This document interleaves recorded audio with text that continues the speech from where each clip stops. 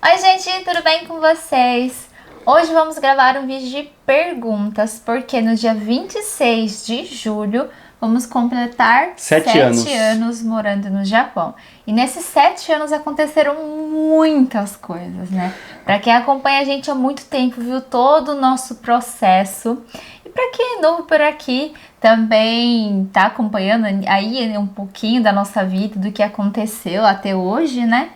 Mas a gente deixou uma caixinha de pergunta lá no Instagram pedindo perguntas relacionadas a esses 7 anos no Japão. E vocês deixaram muitas perguntas, vocês arrasaram. Então, muito obrigada a todas as pessoas que deixaram as perguntas pra gente responder e a gente selecionar aqui algumas pra gente poder responder, né? Isso aí.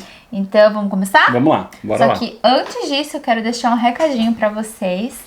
Para quem não é inscrito, já se inscreva no canal, veja aí se você é inscrito, deixa seu like e bora pro vídeo, né? Bora pro vídeo. Na verdade, pra vocês terem uma noção, eu não vi nenhuma pergunta. Então todas as perguntas que me fizer aqui vão ser tudo de primeira mão assim, porque eu não li antes nada. Você chegou a ler alguma coisa? Eu só vi por cima só por cima, para ter uma ideia mais ou menos quais são as perguntas. Exatamente. A Paulinha deixou a pergunta: em algum momento repensaram a relação? É pra mim a pergunta? É. Não, o Japão, as pessoas sempre falam que é assim, ou o Japão separa ou o Japão une de vez. E de fato a gente presenciou muito isso aqui no Japão. Muitas pessoas que chegaram com a gente no começo, que também eram casados, alguns se uniram mais e alguns se separaram. Não sei o principal motivo disso, talvez ver que o poder de compra aqui no Japão é muito bom, muito melhor que no Brasil, às vezes sobe na cabeça e acaba querendo aproveitar mais a vida. Ou não sei o que acontece, ou a pessoa quer, no caso nosso, né, a gente quis prosperar mais financeiramente para poder ter uma liberdade financeira lá na frente, garantir nossa aposentadoria, e isso nos uniu porque o objetivo dela era o mesmo que o meu, então acabou nos unindo mais. Mas essa questão de pensar no relacionamento por algum motivo, não. Eu acho que brigas faz parte do relacionamento e devem ser discutidas certas coisas, principalmente sobre objetivos, o que ela quer, o que eu quero, pra estar alinhado, né? Porque não adianta nada eu não conversar sobre os meus objetivos, eu querer ir para um lugar, ela querer ir para o outro, e se a gente não conversa sobre isso, uma hora vai chegar lá na frente e não vai dar certo. Então, o casal tem que sim discutir, falar sobre conversas difíceis, dinheiro, filho, religião, tudo isso são conversas difíceis, mas tem que fazer porque só assim o casal vai conseguir ir para frente pro mesmo rumo, pro mesmo lugar que os dois queiram ir. Então, resumindo, a gente não teve, Nunca teve problema. Briga teve, assim, normal, mas pensar na relação, assim, de, não dá certo, não. Eu vou ler a próxima aqui. São muitas perguntas e fica difícil de escolher entre elas, né? Mas eu vou ler a próxima. Inclusive, se vocês gostam desse tipo de vídeo, que a gente fala sobre a nossa trajetória, responde algumas perguntas, deixa aqui nos comentários se você gosta ou não, porque aqui me pode trazer mais vezes para vocês aqui, tá? Então, a próxima pergunta é da Yoshi Daniele. Ela perguntou: qual foi o maior aprendizado nesses 7 anos? Nossa, foram vários, hein? Eu, assim, principalmente, eu cresci muito. Eu era uma garota, uma menina. Hoje eu sou uma mulher, porque a gente veio com... Eu vim com 22 anos, você tinha 23. Era a nossa primeira casa, primeira vez que a gente tinha nossas coisas ali. Então, aprendi muita coisa, porque no começo era muito novo pra gente, né? Eu era muito de gastar, lembra? Nossa, demais. A gente brigava muito no começo sobre isso. Gastava muito. Então, uma coisa assim, nesses 7 anos que eu aprendi muito é questão de lidar com o dinheiro. É uma coisa que eu aprendi muito, porque eu gastava muito. Gente, eu tinha uns 7 cartões. Não que cartão de crédito seja ruim.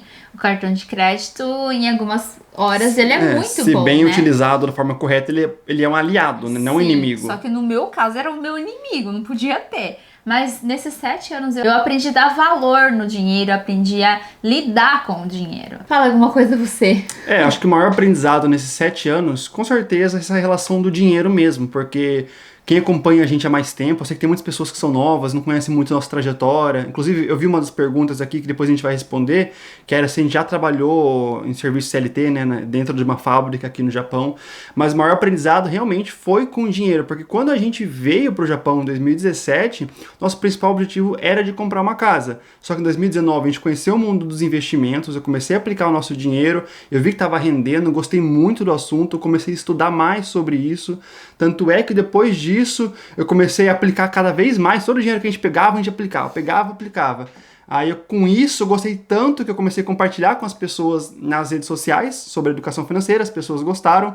Aí eu criei o meu curso, que é o de grão em grão, onde eu ensino sobre educação financeira e investimentos. Também me tornei um assessor de investimentos, eu trabalho para o escritório do Brasil, que é plugado dentro da XP. E para quem quer aprender sobre investimentos, aproveita porque no dia 5, 6 e 7 de agosto, às 8 horas do Japão, 8 horas da manhã no Brasil, eu vou fazer um evento totalmente gratuito, ensinando você a fazer seu primeiro investimento de forma prática, lá no YouTube. Eu tenho um canal no YouTube que a Kemi vai deixar o link aqui na descrição, e nesses 3 dias de lives eu vou te ensinar de forma gratuita, desde o básico, você fazer o seu primeiro investimento. Para quem também quer aprender a investir, construir uma fonte de renda passiva sem o esforço do seu trabalho, então aproveita para assistir essa Masterclass, que vai acontecer no dia 6 e 7 de agosto, de forma gratuita. Então acho que, para resumir assim, esse foi o nosso principal aprendizado. Aprender sobre investimentos, que foi isso que hoje nos deu, não só sobre investimentos, mas sobre educação financeira também. É muito importante. Não adianta você investir se você não tem educação financeira. Exatamente, porque a gente conseguiu largar o nosso serviço tradicional dentro de uma fábrica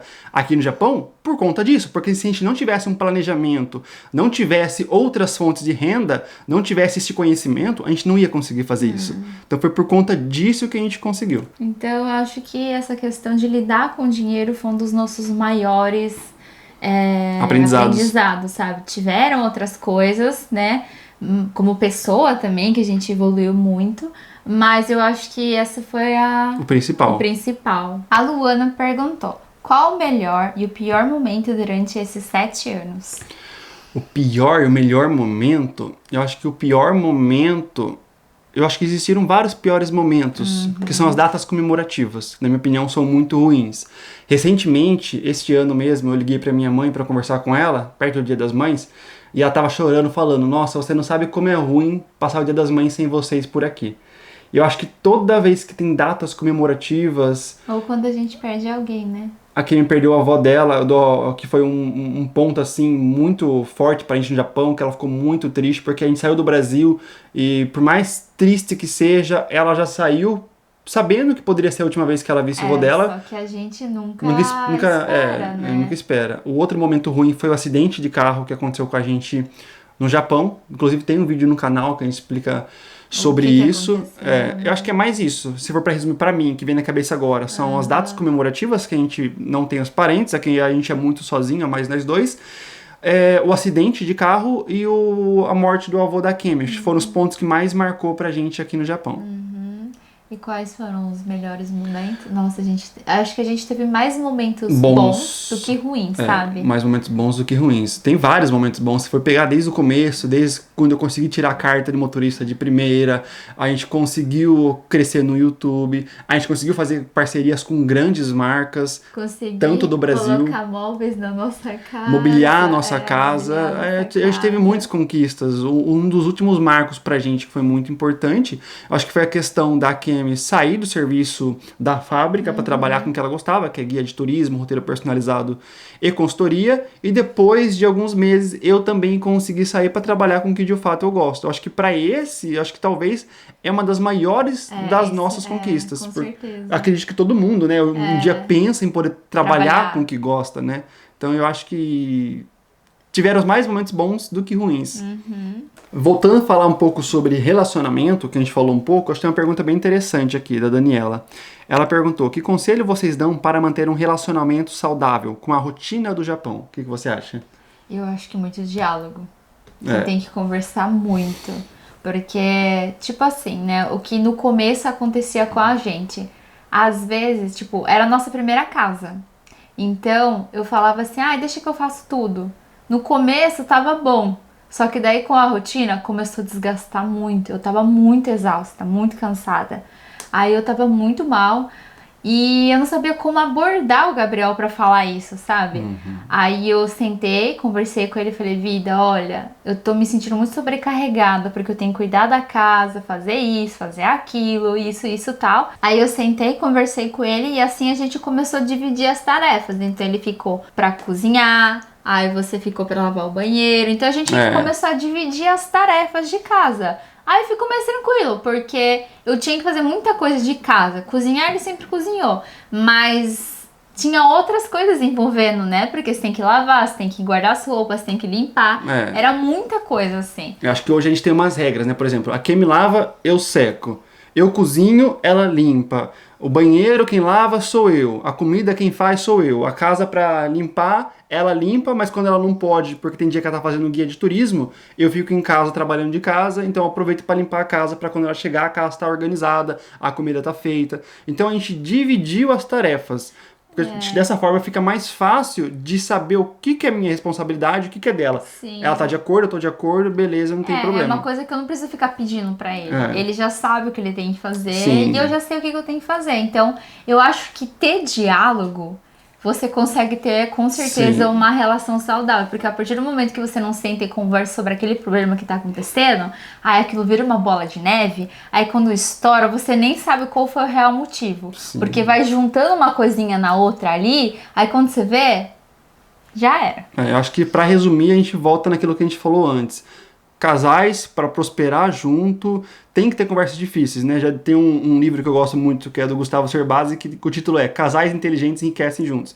Eu acho que para um casal prosperar, tem que ter muita conversa sobre vários assuntos que são difíceis. Às vezes fala assim, eu não vou falar porque vai dar briga. Se você não tiver essa briga agora, talvez essa briga vai ser lá na frente e vai ser maior ainda, porque você está acumulando aquilo. E nem sabe por que tá brigando, às Exatamente. vezes, porque vai acumulando tanta coisa. Exatamente. Então, eu acho que é conversa, eu acho que é o caminho. A Júlia perguntou, o que vocês diriam ao eu de vocês há 7 anos atrás? Compre Bitcoin. Eu ia falar isso. Mas acho que no geral, assim, cuidado com as amizades que você vai fazer, porque nem todo mundo tá porque gosta de você, talvez por interesse ou por alguma outra questão, e invista o quanto antes, porque eu acho que, voltando ali no falar dos investimentos, eu acho que foi o que foi a virada de chave pra gente. Conhecer este mundo de investimentos mudou o rumo da nossa vida praticamente, né? Eu tenho vários alunos no curso que falam a mesma coisa e o único arrependimento deles eu me arrependo de não ter começado a investir antes. Então o conselho que eu daria pra mim de 7 anos atrás comece a investir o quanto antes. E eu acho que eu diria pra acreditar mais em mim. Também, é verdade. Eu falaria, acredita mais em você, você pode voar, você consegue. É porque, nossa, eu tinha autoestima muito, muito, muito baixo. Então, aos poucos que eu fui me conhecendo melhor, aos poucos que eu fui tendo esse relacionamento comigo mesma. Então, eu acho que eu diria isso. Sim. A próxima pergunta aqui, é da Júnia Fernandes. Como veio a ideia de morar no Japão? Adoro acompanhar vocês. Obrigada pelo carinho. Bom, como que surgiu a ideia? Eu acho que a gente queria comprar um apartamento, não era? A gente queria ter o nosso imóvel próprio. É que a gente morava, só pra gente explicar o contexto, a gente morava na casa dos pais do Gabriel. E a gente só sairia de lá quando a gente tivesse nossa casa. Então, ele tava fazendo faculdade, eu tava fazendo um curso técnico, então a gente tinha muitos gastos. A gente não conseguiria bancar com uma casa, porque ele pagava a faculdade dele à vista, eu também a minha. Então, a gente não tinha condição, né? Aí a gente só queria sair de lá quando a gente tivesse nossa casa. Aí, bom, a gente casou e tudo mais. A gente noivou, né? A gente noivou, a gente queria ver nosso cantinho pra morar. Aí a gente começou a ver. E o que aconteceu? A gente viu que os preços estavam caros, ou como eu estava pagando a faculdade e o serviço que eu não estava recebendo tão bem quanto eu gostaria, a gente ficou naquela, né? Agora, o que a gente faz? Aí surgiu a ideia, né? Por que a gente não vai para o Japão? A Kim já tem um histórico da família dela que morou aqui no Japão e conseguiu realizar muitos feitos. Naquela época lá, a gente não entendia nada de investimentos, não fazia nada, a gente trabalhava, gastava o dinheiro e não tinha educação financeira praticamente nenhuma. Só poupava, né? Mas aí a gente viu que se a gente viesse para o Japão, talvez a gente conquistar o nosso objetivo muito mais rápido. Que não precisaria entrar numa dívida de 30 anos.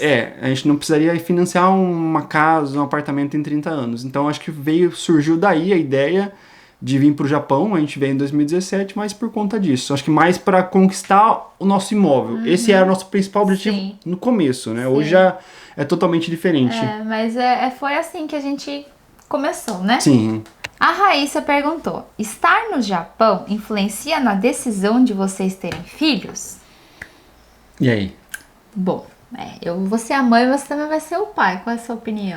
Eu queria muito que a Kemi tivesse aqui no Japão. Por alguns motivos, né? Aqui no Japão eles dão um benefício do parto, eles pagam o parto, tem alguns benefícios também, ajuda, a criança não paga medicamento, não paga hospital até uma certa idade, então tem vários benefícios. Mas quem vai parir vai ser ela, então a decisão final vai ser dela. Eu entendo que tem a questão emocional de estar perto da família, perto da mãe dela, perto de alguém para dar esse suporte emocional para ela, porque aqui no Japão, né, como vocês sabem, é mais nós dois. E então esse é um dos fatores assim que nos impedem de ter filho aqui no Japão. A Kemi, ela quer ter esse suporte da família, por isso a gente ainda não teve. Inclusive teve uma pergunta aí quando vem o baby, e não vai demorar muito, entre 2 anos no máximo. Nessa janela a gente já quer. Vocês vão ser titias e titios. A gente já quer ter filhos, porque a gente já tá com... Eu já tô com 30 anos, a Kemi também tá com... Vai fazer 30 anos agora. Bom, a gente vai falar que eu não tô com 30 ainda. A Kemi vai fazer 30 anos agora em dezembro, né? A gente sabe que mulher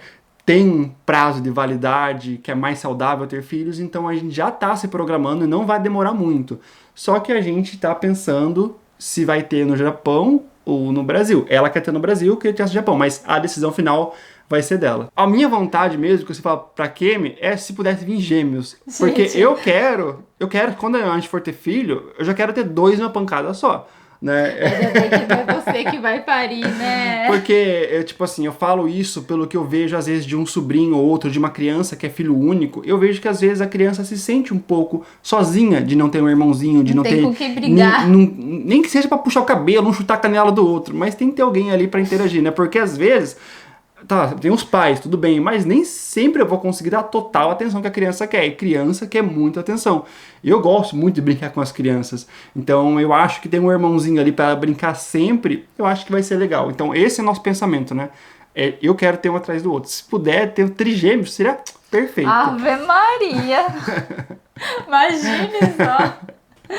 Mas resumindo a história é isso. A gente fica assim com um pezinho lá, outro aqui, mas... Não vai demorar muito. Mas por essas questões.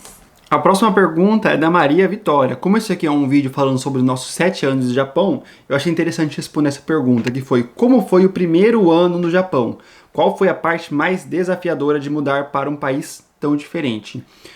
Bom, vou falar pra mim rapidamente, mas pra Kemi eu já tenho certeza que a resposta dela vai ser: não tive dificuldades, porque ela já morou no Japão. Eu tive dificuldades, mas não com questão da cultura, né? Eu acho que mais questões burocráticas, no caso da Kemi. Porque... E também o trabalho, né? Sim, porque a questão com a cultura, culinária, idioma, a Kemi teve 0 dificuldades. Porque ela morou quando era criança. Mas questões de resolver coisas de prefeitura, documentos, sim, porque ela morou quando era criança e ela não tinha essas responsabilidades quando era adulta. Nem precisava trabalhar, né? Nem precisava trabalhar também, tá? Mas pra mim, a dificuldade, eu acho que foi a língua, que até hoje eu não falo japonês. Eu me viro, aquele japonês de índio, me querer beber água, sabe? É bem, tipo, eu me viro sozinho. Não sei resolver todas as coisas. Muitas coisas eu dependo da Kemi. Mas acho que a questão cultural dos japoneses, talvez pra mim foi um pouco difícil de adaptar com relação à separação de lixo, com relação a não poder mostrar tatuagens em determinados locais, como academia. Não posso até hoje mostrar tatuagem. Em águas termais eu não posso mostrar tatuagem. Dependendo da praia que eu vou, também não posso mostrar tatuagem. Eu acho que essas questões culturais, sim. A comida no começo foi um pouco mais difícil. Hoje eu como quase de tudo. relacionado à culinária japonesa, né? Não tenho muita dificuldade assim. No começo foi mais isso, a dificuldade da comunicação, porque hoje eu entendo, mas no começo, no primeiro ano, nossa, pelo amor de Deus, você ia comprar uma água, precisava da ajuda da Kemi. Eu ia na máquina de venda automática, não sabia o que era o botão ali. Então acho que foi mais essa dificuldade. E pra você? Cultural não tive, porque metade da minha família é japonesa, então sempre tive esse contato. Querendo ou não, morei dos meus 5 até os meus 15 aqui no Japão, então comida também nada. É mais essas questões mesmo que o Gabriel falou e também o trabalho, né? Porque eu nunca tinha trabalhado numa fábrica, os meus trabalhos no Brasil não tinha nada a ver com o que eu fiz. Então, era muito cansativo, era de 8 a 12 horas em pé, o mesmo serviço, repetitivo, muitas horas extras, dormir de dia e trabalhar à noite. Então, foram mais essas questões mesmo, as dificuldades que eu tinha. Eu acho que uma dica que eu possa dar para quem tá vindo pro Japão, o que me ajudou muito, falo por experiência própria, é aprenda a ler o hiragana e o katakana, que são 2 dos alfabetos japoneses, que me ajudou muito quando eu ia no mercado. Porque e para escrever o nome. E para escrever o próprio nome também, porque muitas palavras do japonês vêm da referência da língua inglesa. Então, por exemplo, você vai no mercado, vai estar escrito lá banana. Banana é banana em qualquer lugar, mas vai estar escrito em japonês com a escrita em japonês. Então, se você saber ler o katakana, você sabe o que é aquilo. Por mais que seja muito intuitivo, no caso da banana aqui, vai estar geralmente um desenho da banana, né? Mas algumas coisas não, tá marcado só na caixinha, alguma coisa ali, e vai ajudar muito, tá? Principalmente, às vezes, para quem tem uma alergia a alguma coisa de alimentos, é importante saber ler, pelo menos, o katakana e o hiragana. O Nando perguntou, por que vocês querem um dia voltar para o Brasil? Uma pergunta muito polêmica neste canal. A gente sempre deixou claro, desde o início, que um dia a gente voltaria para o Brasil. Na verdade, tudo que a gente falou aqui, a gente sempre fez, né? Tudo que a gente falou desde o começo do Japão, a gente seguiu a linha, né? O único objetivo que mudou foi que a gente não... comprar a casa. Exatamente. Mas a gente vai comprar nossa casa um dia. Só que não agora. Que não é nossa prioridade. Mas, voltando no assunto, por que a gente quer voltar para o Brasil? Assim, a gente gosta muito do Japão. O Japão é um país extremamente seguro, um país gostoso de morar. A gente ama o Japão. Mas... a família é uma coisa que pesa muito pra gente. Tudo bem que nós somos nossa família, nós somos, né? A gente é nossa família, mas a gente tem os nossos pais vivos ainda, sabe? A gente tem a oportunidade de poder abraçar os nossos pais. Sim, então eu quero estar perto deles, eu quero poder ajudar eles, sabe? Porque os meus pais vão fazer 60 anos, eu não sei mais quanto tempo eu tenho com eles. A minha avó tem 85 anos, eu não sei mais quanto tempo eu tenho com eles. Então eu acho que nem tudo se resume a dinheiro ou só o Japão, quero ficar aqui, segurança, tem coisa que é muito mais que isso. Vai além disso. E ainda bem que a gente aprendeu isso antes, sabe? A gente é novo ainda, a gente tem 30 anos, então se um dia a gente falar, vamos voltar pro Japão porque o Brasil tá difícil... vamos voltar, a gente vai voltar, tá tudo bem, né? Tá tudo bem. Mas a gente tem essa intenção, sim, de voltar pro Brasil e tentar. Sim. Eu acho que é uma vontade nossa, então por que a gente não tenta? A mesma coisa que a gente fez pra cá. A gente tentou vir pra cá, deu tudo certo. Sim. Né? Concordo. É porque, que nem quem me falou, que bom que a gente percebeu isso o quanto antes. Porque a gente já conheceu pessoas aqui no Japão que perderam os pais no Brasil e já falaram pra gente, se eu pudesse dar mais um abraço da minha mãe, mais um abraço do meu pai, com certeza eu faria isso. E que bom que a gente percebeu isso antes. E são vários os motivos pra mim que eu quero voltar pro Brasil. Primeiro que, por mais que eu amo o Japão, não tenho que reclamar nada do Japão. A questão de segurança aqui... é maravilhosa. Tipo, é inagualável. A educação da maioria dos japoneses, não vou generalizar, falar que é todos, mas também é muito boa. São educados. Porém, a gente não tem os mesmos direitos que os japoneses. E, querendo ou não, os únicos direitos que a gente tem igual a eles é pagar todos os impostos. Nessa parte a gente tem os mesmos direitos, tem que pagar imposto disso, imposto daquilo, então nessas partes sim.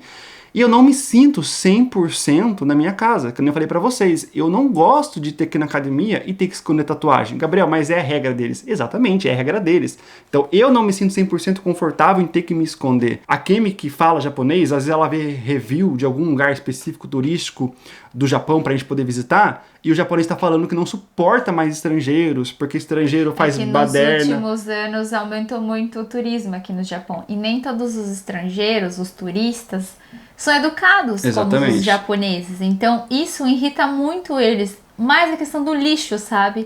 Tem muita gente que joga lixo no chão, enfim. Então, essa é uma outra coisa. De alguns estrangeiros, toda a classe de estrangeiros acaba sendo mal vistas pelos japoneses. E o principal deles, é claro, que é a família. A gente é muito apegado à família. Ah, Gabriel, mas família... Então, pra você, tudo bem. Existem pessoas que não ligam muito pra família. Então, pra você, funciona. Se o Japão fosse o melhor país do mundo, tá todo mundo morando aqui. Não tinha várias pessoas morando na Austrália, em Portugal, no Brasil. Ah, Gabriel, mas vocês têm oportunidade, por que vocês não ficam? Todo mundo tem oportunidade. Se você não tem oportunidade de vir pro Japão, você pode criar sua oportunidade para ir para um outro país, por exemplo, né? A minha irmã, recentemente, ela foi morar em Portugal. Existem várias formas de você também poder vir para o Japão. Você pode vir com visto de trabalho, com visto de estudante, ou no caso meu, de descendente. Então a gente quer tentar ficar no Brasil por vários motivos. A gente ama a cultura brasileira, pô, saudade de você acordar cedo no sábado, ir na feira, sabe? E ter aquele clima um pouco mais tropical. Que nem eu falei pra vocês, eu não tô reclamando do Japão, eu agradeço muito a oportunidade que o Japão me deu. E o que eu mais amo no Japão é a segurança. Isso é uma coisa que eu sei que eu não vou ter no Brasil. Eu vou ter que tomar muito mais cuidado. O ideal seria juntar o Brasil e o Japão, seria né? Perfeito. Aí seria o país perfeito. Mas como não existe um país assim, né? Exatamente. Todo país tem o seu lado ruim e o lado bom, a gente tem que se contentar com essas escolhas que a gente fez. Exatamente. E eu prefiro tentar ir pro Brasil. Pô, não deu certo, tudo bem, eu tentei, tô com consciência limpa, posso voltar pro Japão um dia e falar, realmente, o Brasil não deu certo, quero ficar aqui. A gente está se preparando financeiramente para conseguir. Então as finanças não vai ser um problema pra gente.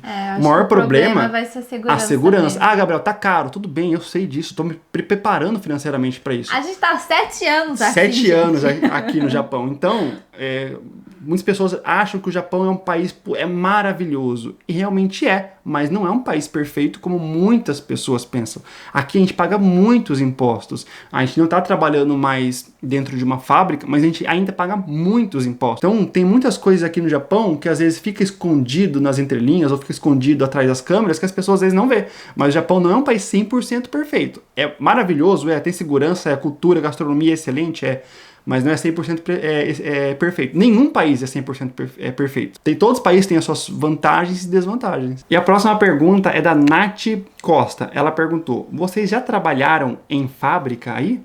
Sim, a gente está 7 anos aqui no Japão. 5 anos a gente trabalhou em fábrica, né? A gente ficou 4 meses em uma fábrica de eletrônicos, onde trabalhávamos numa linha. Era muito baixo, pra mim era baixo, imagine pra ele. Calculo na torta. A gente ficava lá trabalhando com eletrônicos. Aí a segunda fábrica que a gente ficou esses quase 5 anos, né?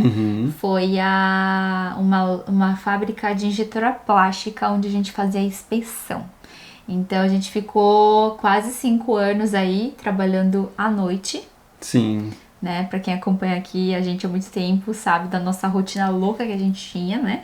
Tinha dia que a gente não dormia direito. Mas foi bom a gente ter passado por isso, sabe? Porque... foi a nossa porta de entrada, porque a gente veio pelo trabalho, depois do trabalho a gente conseguiu conquistar nossas coisas, a gente foi migrando e saindo aos poucos. Não foi do dia pra noite que a gente começou a trabalhar com o que a gente gosta, né? Demorou muito. Demorou 5 anos, Exatamente. gente. E até uma dica, né? Se você é descendente e quer vir morar ou trabalhar no Japão, então você pode vir da mesma forma que a gente, que foi com a Ichiban. Sim. Na época, eu tava pesquisando várias agências, porque eu não sabia por onde começar. Era muito documento que eu precisava. A gente também não tinha nem 1 ano de casado. E geralmente tinha que ter 1 ano de casado pra você poder vir pro Japão. A gente veio com menos de 1 ano. Sim, a gente não tinha. Só que a gente tinha esses 3 anos morando junto. Então, a Ichiban ajudou a gente. A Kelly, né, de Bauru. Um beijo, Kelly, se você estiver assistindo. Ela ajudou a gente. Ela tirou todas as nossas dúvidas. Então, tudo que foi planejado ali, tudo que foi dito ali, aconteceu, né? Foi. Então por isso que a gente fala bastante da Itibão, porque realmente tudo que foi combinado aconteceu. Eles deram todo o suporte que a gente precisava, suporte de dúvidas. Então, eles não deram suporte. Então, a gente teve uma experiência muito boa com eles. Então, a gente não tem o que reclamar. Então, como eu falei pra vocês, se você é descendente, quer vir morar ou trabalhar no Japão, construir aqui a sua vida ou vir ficar um tempo, então você pode entrar em contato com a Itibão. O link tá na descrição do vídeo. O telefone dele é 0800 600 5115. Entre em contato com eles, fala que vocês conheceram eles através do canal da Tati Akemi. Então, resumindo, sim, a gente trabalhou muito tempo na fábrica aqui no Japão, que nem quem falou. Primeiro era trabalho de montagem de celular, a gente montava o celular numa linha de produção. E o outro emprego que a gente ficou mais tempo era a inspeção de peças plásticas. Isso mesmo. Aí depois desses 5 anos que a gente viu uma oportunidade de finalmente pedir a conta, que daí foi o primeiro. Aí depois de 3 meses foi você, né? Sim, foi um trabalho de formiguinha, porque quando a gente chegou no Japão, a Kemi já tinha o canal do YouTube dela, então ela foi postando ali. No começo foi muito difícil o crescimento do canal, demorou bastante. E aos poucos ela foi crescendo no Instagram, foi crescendo no YouTube, foi ganhando um pouco mais de visibilidade. E aí que ela surgiu a ideia de trabalhar com guia de turismo, roteiro personalizado, porque ela já fazia muitos roteiros para as nossas viagens. Nossa, a gente viajou muito nesses 7 anos, gente. Eu nem sei quantas províncias a gente conhece. Bastante. Mas a gente conhece bastante. Então, por conta disso, dessas viagens que a gente fazia, algumas pessoas foram pedindo, ok, mas você pode fazer um roteiro para mim de tal lugar? E foi surgindo essa pontinha, essa ideia na cabeça dela. Não foi algo que eu falei, eu vou fazer isso. Não, foi vocês que foram falando pra mim. Se você um dia quer trabalhar com uma coisa que você gosta muito, é só você saber o que as pessoas pedem pra você fazer. Sim. Como as pessoas pediam pra ela fazer roteiro, então as pessoas entendem que ela é boa nisso, ela começou a trabalhar com isso. Como as pessoas me pediam muita dica de investimentos, dicas de orçamento, então eu sou bom nisso, comecei a trabalhar com isso. Então se você quiser saber o que você é bom, é só saber o que as pessoas pedem pra você fazer. Mas é basicamente isso, gente. Eu quero agradecer novamente por ter deixado as perguntas pra mim lá no Instagram, de coração. Esses 7 anos foram de muitos aprendizados, né? A gente aprendeu muita coisa nesses 7 anos.